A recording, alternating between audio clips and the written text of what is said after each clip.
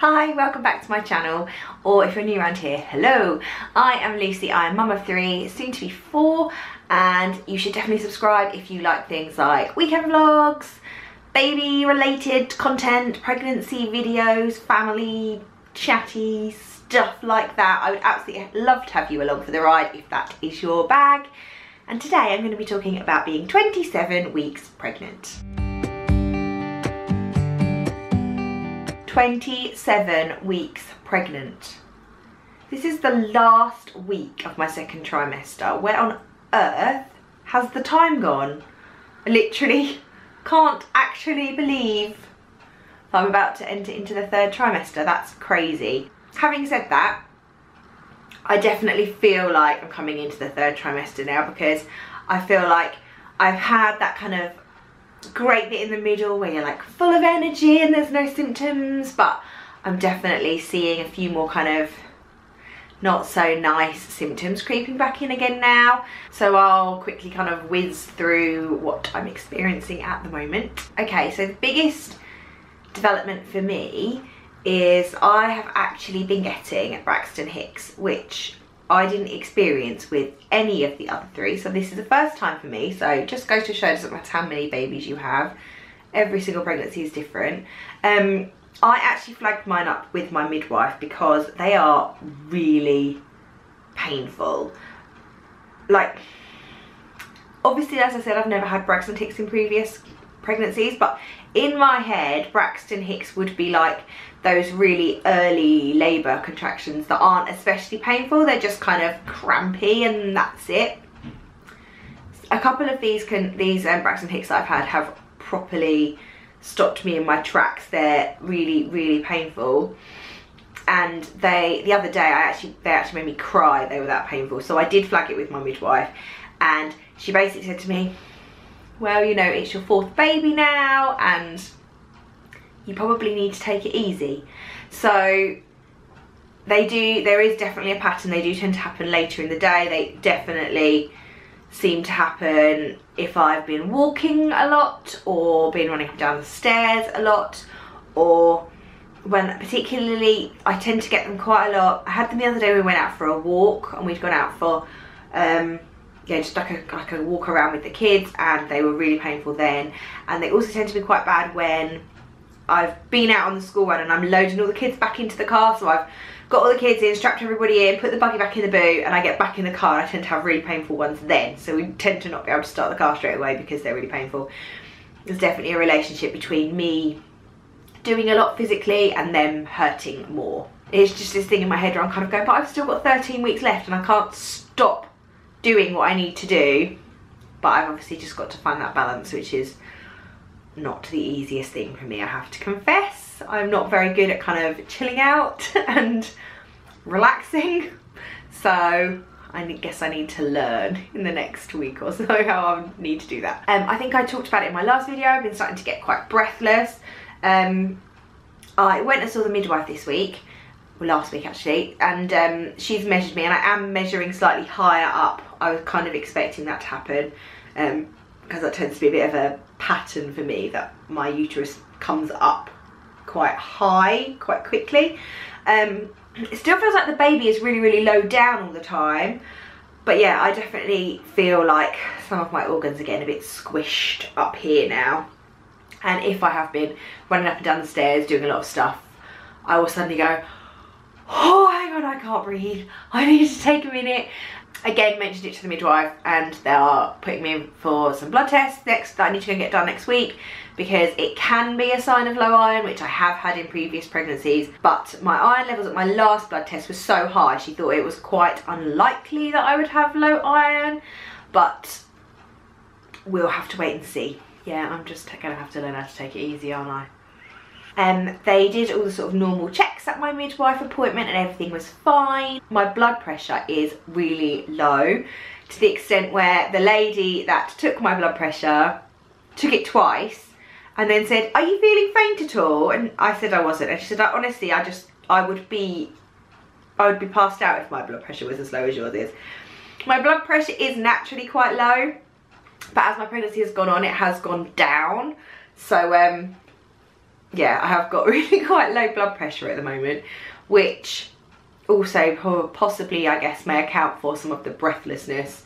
For the most part, they're quite happy for you to have low blood pressure. That is obviously the preferred option out of low and high, because high blood pressure kind of carries with it some issues, but they are obviously keeping an eye on it because it is very low, and if it continues to drop down the way that it is, fainting and passing out is going to become a real possibility. They basically couldn't believe that I wasn't already passing out with a blood pressure that low. I would say in the last week or so that I'm starting to feel a little bit more tired again. I have definitely enjoyed that second trimester kind of buzz of feeling really energetic and wanting to get loads done and just basically feeling like me. But I would definitely say literally in the last week, I've suddenly become very aware of toting a bump round all the time, and I am definitely feeling a bit more weary. I'm actually trying to, at the moment, when Quinn goes down for her nap after lunch, have a little lie down myself, which is easier said than done when you work from home and you have work to do during the day. But I'm finding that if I don't have a little bit of a rest during that time, I really pay the price for it later, and I basically just am shattered the whole evening and afternoon.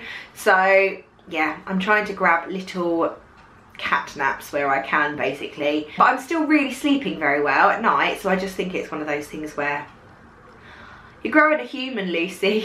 You just need to accept it's gonna be tiring sometimes. As far as where baby is at the moment, baby is now the size of a bunch of bananas, which I guess it depends on whether it's those like little teeny cute really tasty bananas or like a really big banana. But basically, like, the size of a bunch of bananas to me seems quite big. I mean, that's obviously the whole baby's like length and stuff, not like a baby all scrunched up, because I kind of thought a bunch of bananas doesn't sound that different to a baby when they're born. But obviously that's like the full length and not like a baby all scrunched up. Yeah, I'm carrying around a little bunch of bananas in my belly. One of the new developments this week, well no, I think it's over the last couple of weeks, baby's eyelids are no longer fused, but they reckon around about this point baby starts really sort of blinking and practicing opening and shutting those eyes a lot, and they can kind of start to tell the difference between bright and dark and kind of noticing patterns to that.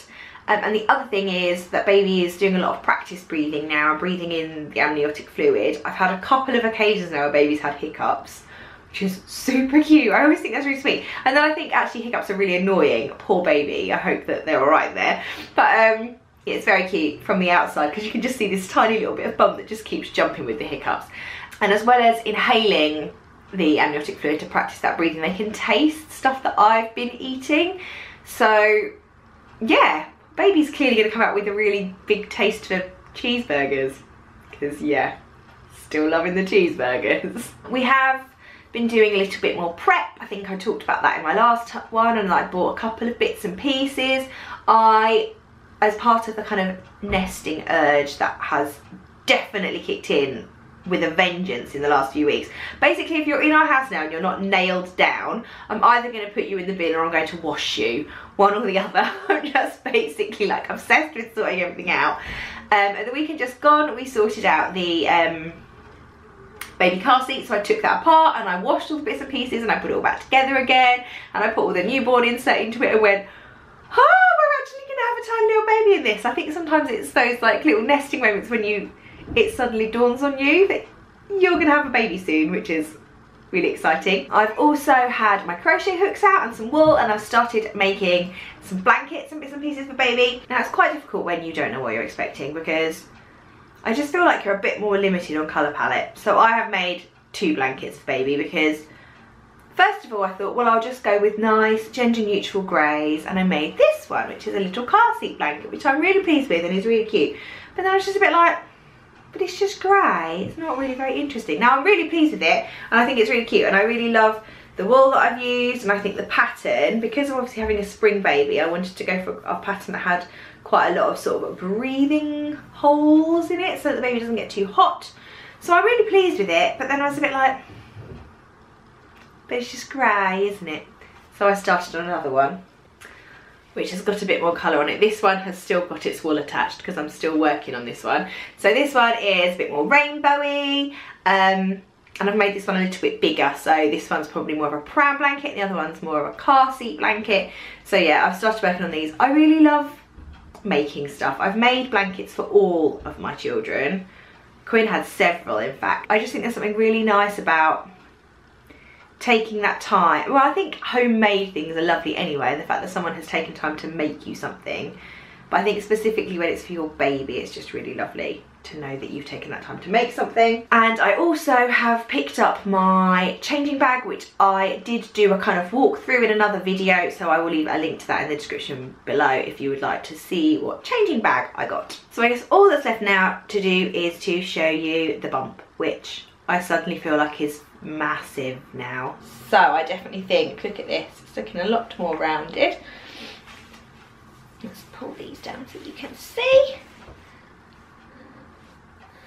Definitely think you can tell there's a baby in there now.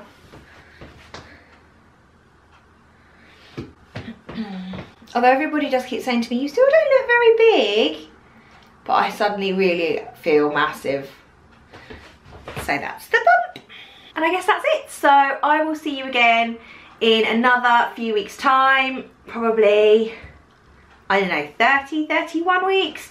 To let you know how I'm going. I will have been to the midwife again. I also will have been on holiday because we're going on our baby moon very soon. We're going on a nice little holiday as a 5, our last little holiday as a 5. So yeah, it'll definitely be another few weeks before I check in with another bump update. But hopefully I will see you then, and thanks so much for watching. Bye!